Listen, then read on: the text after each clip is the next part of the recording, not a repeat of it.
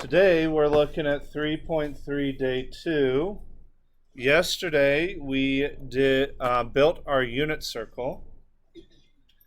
And I went ahead and printed out a fully completed unit circle for you guys for a couple different reasons. One, if you weren't here yesterday, you can have a full complete unit circle. I still recommend going back and watching at how the unit circle is created, because there are a lot of different tricks and things that as we go through and use our unit circle and as we memorize it, will be able to help us with that. So a couple things I want to look at and remind ourselves about with the unit circle. So I'm going to go back to the unit circle from yesterday, and you can add this on to either the unit circle from yesterday or to the top of the new unit circle that I gave you. But let's remind ourselves there are two key pieces of information that we need to use our unit circle properly. And you can go ahead and put this up at the top. And we talked about this yesterday, but that is the point x comma y. From yesterday, what did we say on the unit circle? What does x correspond to, or what does x equal to? Right here, what did we say x was equal to? And what is y equal to? And what was tangent equal to? Sine over cosine. Let's go ahead and put those pieces of information on top of our unit circle so it's easy to reference. So our x was cosine, y was sine, and tangent was sine divided by cosine. Now, I had this question earlier in first period, so I'm just seeing it, reminded myself of it now. On Friday's quiz, you don't need to worry about this positive and negative stuff. But what I would recommend that you put in here is just a reminder in quadrant 1, what is positive in quadrant 1? X or y or both? I would put down a little like positive comma positive to remind you that's what we have there. And then in quadrant 2, what do we have in quadrant 2? X is negative, y is. Down in quadrant 3, both negative. And in quadrant 4, positive and then negative, right? I would put that, the listing out of the positive negatives, so you don't need to worry about that. You can cross those out. But I would put in just that reminder, hey, for those points, that's what we're going to have in each of those quadrants. I would recommend having that. All right. So let's go ahead and use our unit circle today. So problem number 1, using the unit circle, evaluate sine, cosine, and tangent at each angle. So no decimal, no calculator. So go ahead, keep your calculator out. We will use it later on, but go ahead and close it, set it to the side. We don't need it. We're evaluating sine, cosine, or tangent. So for each of these problems, we want to know what is sine at that angle. So what is sine of 5 pi over 4? What is cosine of 5 pi over 4? And what is tangent at 5 pi over 4? To do this, let's first identify, well, what is the point that corresponds with 5 pi over 4? So find 5 pi over 4 on your unit circle, and then identify x comma y, what is our point at 5 pi over 4? Negative rad 2 over 2, comma. So this is one where the x and y are the same value. Getting it from that 45, 45, 90 triangle that we looked at yesterday. All right, so which one of those is our sine? So what is our value of sine? Daniela, what would be the value of sine? Rad 2 over 2, negative rad 2 over 2.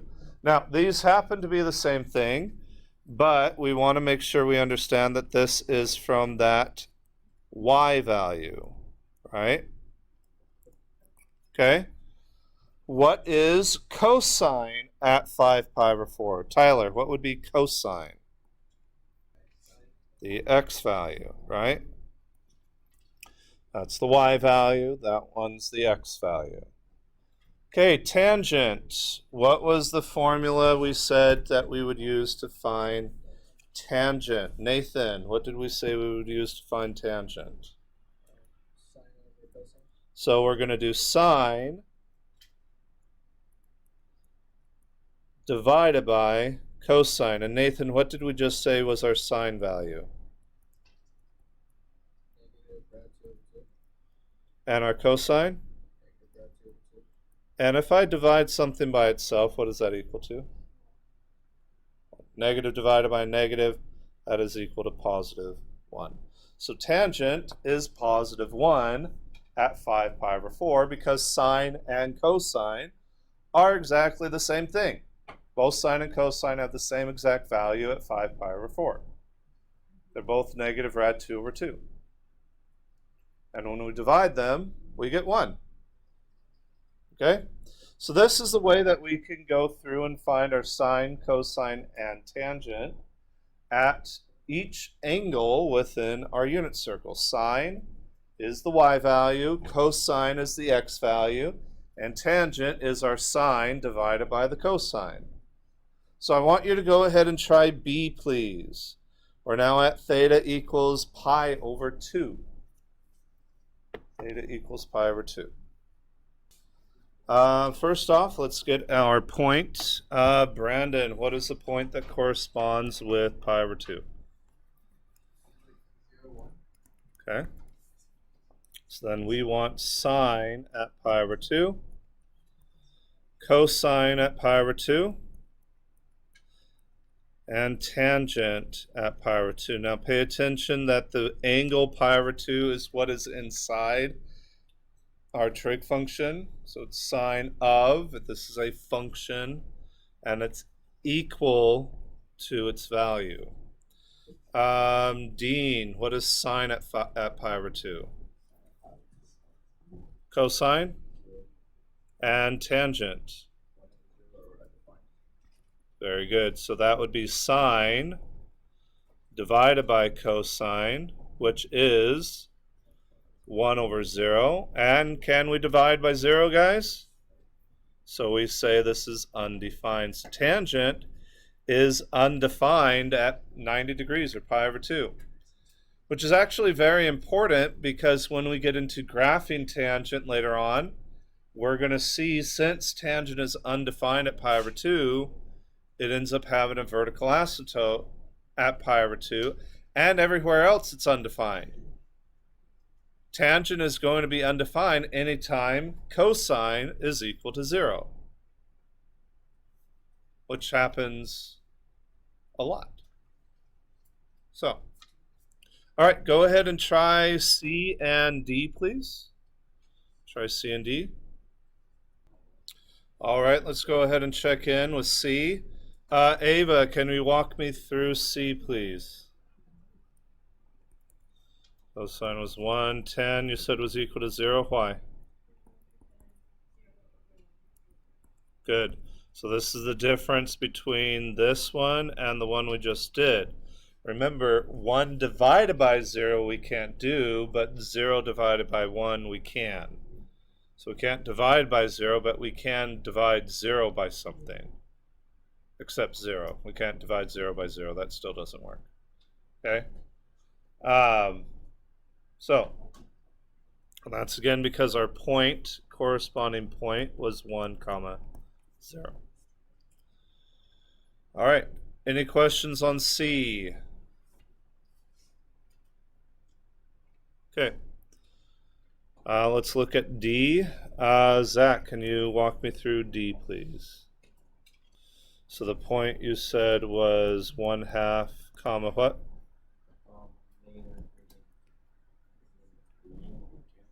So that'd be radical 3 over 2. It's okay. And so then what is sine at 5 pi over 3? 1/2. Good. All right. So I want everybody to pay attention to tangent on this one. I do not want you to leave tangent like that. So how do we divide fractions, ladies and gentlemen? Multiply by reciprocal. So you'd want to simplify that. So negative rad 3 over 2 times 2 over 1. What happens to the 2's? And we're left with negative rad 3 over 1, or just negative rad 3. So tangent at 5 pi over 4 is equal to negative rad 3. All right? So that is using our unit circle.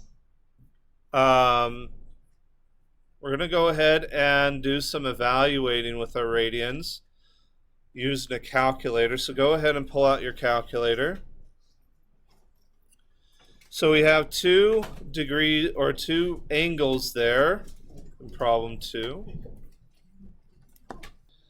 All right, in our calculator, what are the 3 trig function buttons that we have? What are the trig functions we have on our calculator? What do we see? Sine, what else? Cosine and tangent. Do we see the secant or cotangent anywhere? No. And it's not the inverse, right? That's not the inverse. So the one above the sine, cosine, and tangent, where you see sine inverse, cosine inverse, tan inverse, are not these. These are not the inverse. These are reciprocals. We did mention it previously. We're going to use these more.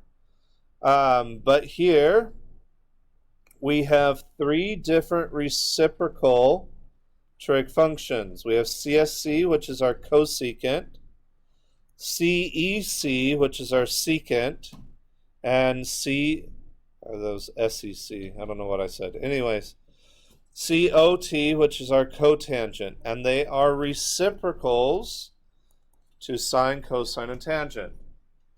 Now a reciprocal, let's think about that. We just did a reciprocal here. What do I do with a reciprocal? From here to here, how do we do a reciprocal? Flip it, right?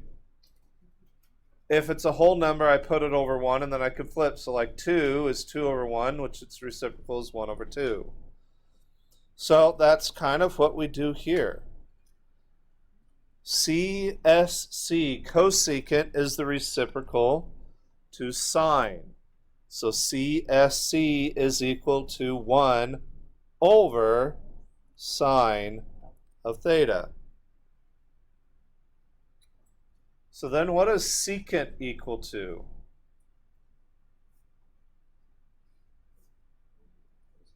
One over cosine, because secant is the reciprocal of cosine. So 1 over cosine of theta. And then cotangent, what would that one be? 1 over tangent of theta. So when we are asked to put one of these into our calculator, there is no button for it. Instead, we would have to use one of these properties. So our first one here, secant of 1.8. Now, please pay attention, that is in radians. So you are going to have to double check your mode, that your mode is in radians and not degrees.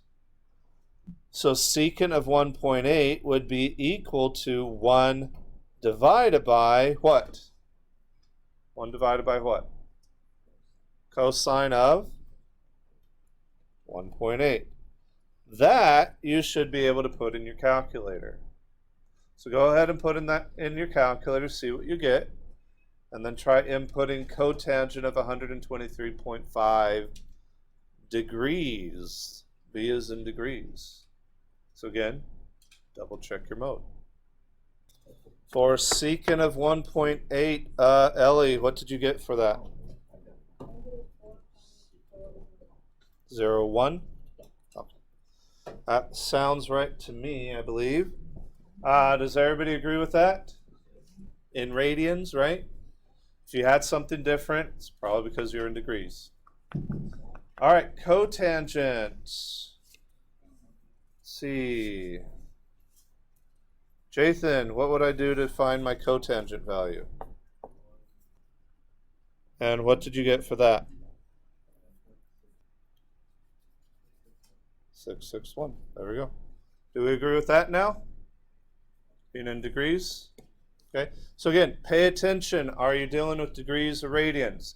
Now, one thing for this class, though, as I say in that second bullet point, for this class, we're primarily going to be using radians, and that's what we're going to be using on later on in this lesson. So go ahead and switch back to radians, and you can just probably from this point forward just leave it in radians, because that's what we're primarily going to be using is the radians. Okay? But you never know, you might come across one that asks you to do degrees, so you want to make sure that you're in the correct mode. One thing I think it was a couple years ago, I was working with some of my calculus students, and everything in calculus we do in radians, and so we use radians. But they were taking physics at the same time, and everything in physics is in degrees. So they had to keep on reminding themselves to switch back and forth, that to be in degrees for physics, but in radians for calculus. So it is important that it might be, you need to know which one are you using. Are you in degrees or are you in radians? Make sure your calculator is in the correct mode, or else it will not give you the right answer. You maybe have inputted everything correctly, but if you're in the wrong mode, it will not give you the right thing. All right. We're going to look back at this circular definition of circular function definition. This should look very similar to what we were looking at yesterday. Now, yesterday we specifically looked at the unit circle. This is for any angle, and I will put any circle radius as well.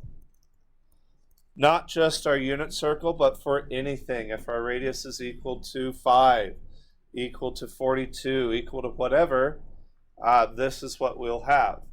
Now this gives us our unit circle information, because what is the radius equal to on our unit circle? What did we say yesterday? What is our unit circle radius?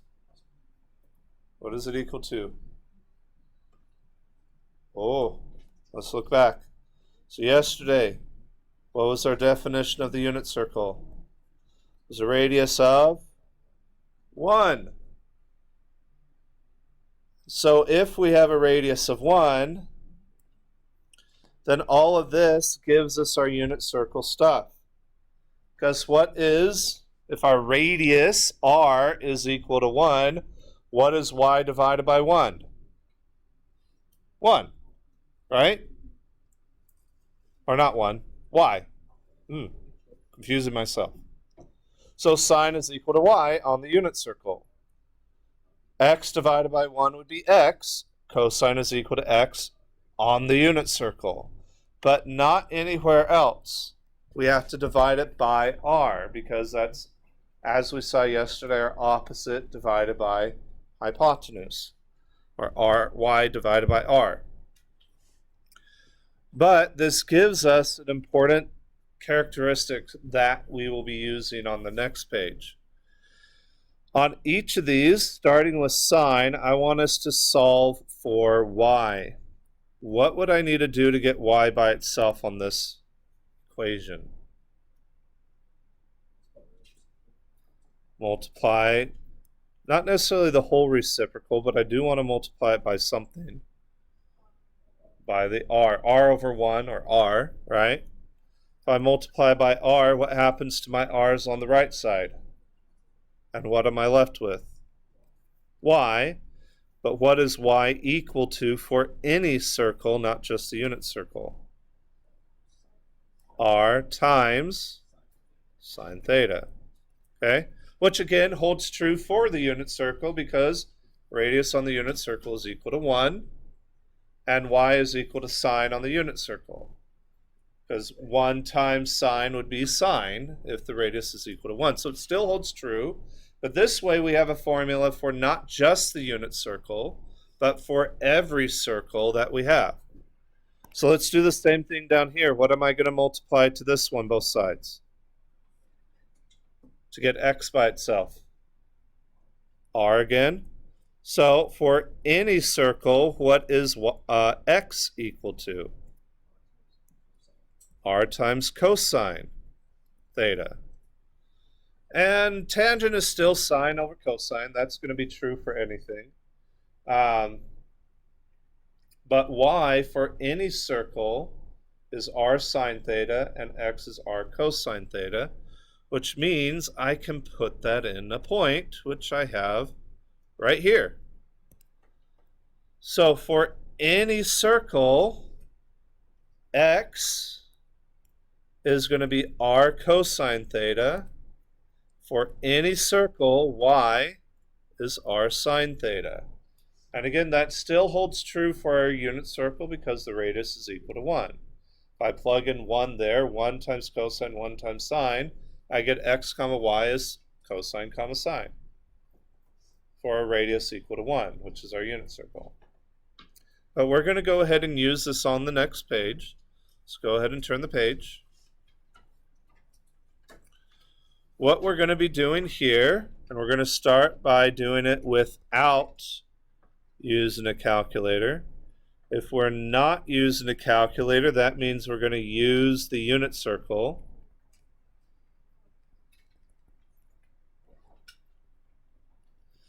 And we're going to use the fact that for any circle, x comma y is equal to r times cosine theta, comma r times sine theta.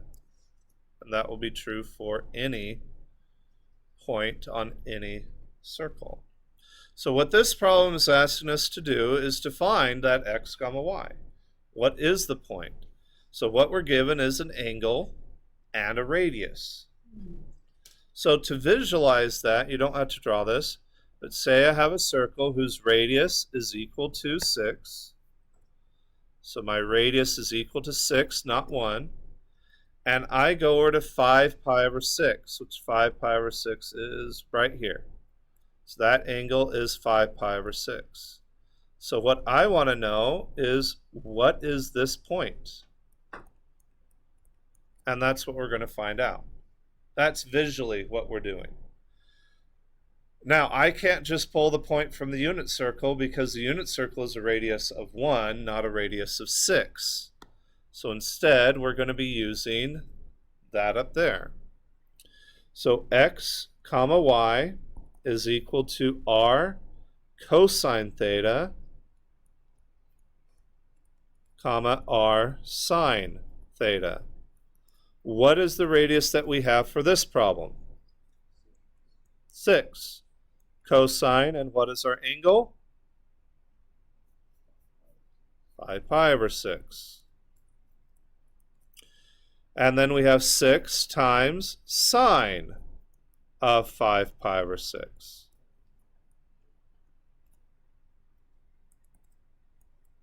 And now we use our unit circle to pull in the points from the unit circle. So at 5 pi over 6, Isabel, what is cosine at 5 pi over 6?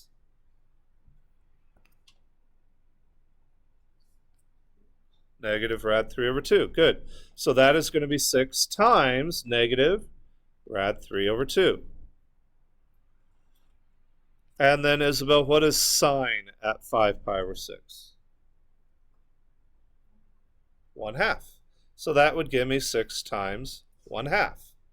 So I'm putting in the values of cosine and sine from the unit circle, but now I just multiply each by the radius of 6. So the first one, if I do 6 divided by 2, would reduce down to negative 3 rad 3, comma, and what is half of 6, guys? Just 3, comma 3.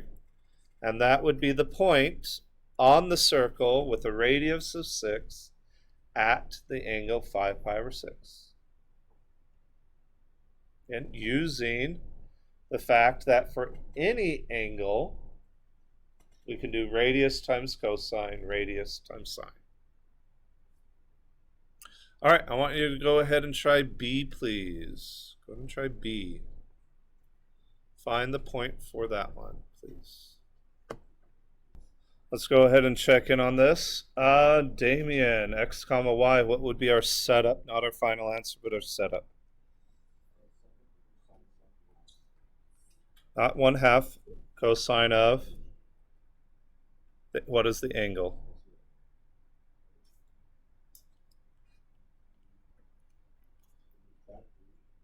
No, so what I mean is that when we do cosine, if we're saying cosine, it's cosine of the angle. So it's cosine of pi over 3. Then we replace all of cosine with the 1/2. Okay, so that'd be the process. So what would be the next part, the y coordinate? Yeah. Sine, 7 times sine of pi over 3. So that would be 7 times what? Add 3 over 2, good. And then that one we can just write them sine and 2, they don't divide, so we just write them as a fraction 7/2, and 7 rad 3 over 2. We can go ahead and write that as our answer. All right. So any questions on that? So again, we're using, I think I forgot a parentheses here. There we go. We're using our unit circle, but we're finding points for any given radius. Not just the radius of 1 from our unit circle, but any given radius. So really, all we need to do if we're given a different radius is we take the point from our unit circle and we multiply it by the radius. That's what we're doing. 7 times the cosine, 7 times the sine, 7 times our point from the unit circle, distributed into both the x and the y. Okay? So I want us to go ahead, we're going to skip C and D for right now. Those, again, will be used in the unit circle. Those angles are from the unit circle. I want us to go down to problem 4. Problem 4 is the exact same thing, but this time, let's look at that angle, pi over 7.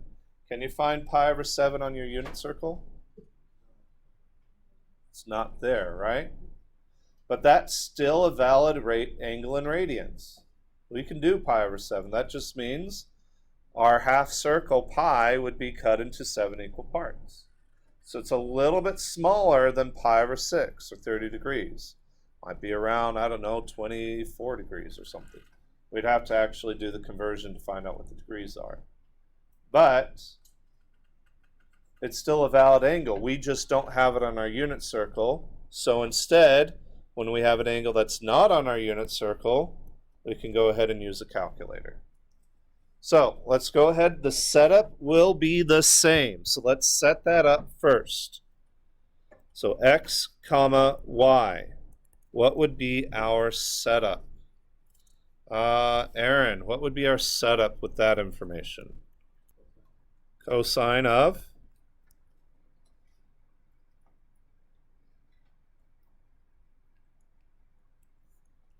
The angle, pi over 7. Remember we said this is not on our unit circle, so we can't find it there. What would be the next part of the setup?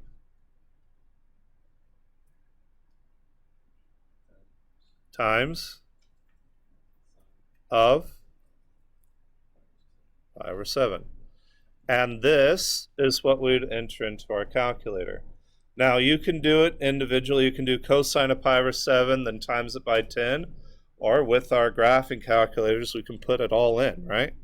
So let's go ahead and pull up a graphing calculator and just remind ourselves that we can put that all in at one time, at least for the x coordinate, and then all at one time for the y coordinate. So if you want to go ahead and do that in your calculator, enter that in, find your x and y coordinate for that point. That's a fun looking graph there. All right, let's go out. Let's make sure I'm still in radians. I am here. All right, so we have 10 times, what was the first one? 10 times what? cosine of, and so pi is above our little caret if you don't know where that is. So pi divided by 7. So 10 cosine of pi over 7. So that should be our x coordinate. Did we get that, guys? And then what do we put in for our y coordinate? What would it be? 10 times sine of pi over 7. And there's our x coordinate.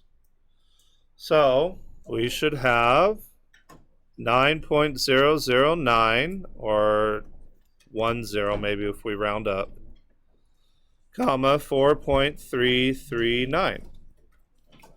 And that would be the coordinate of the point for that situation.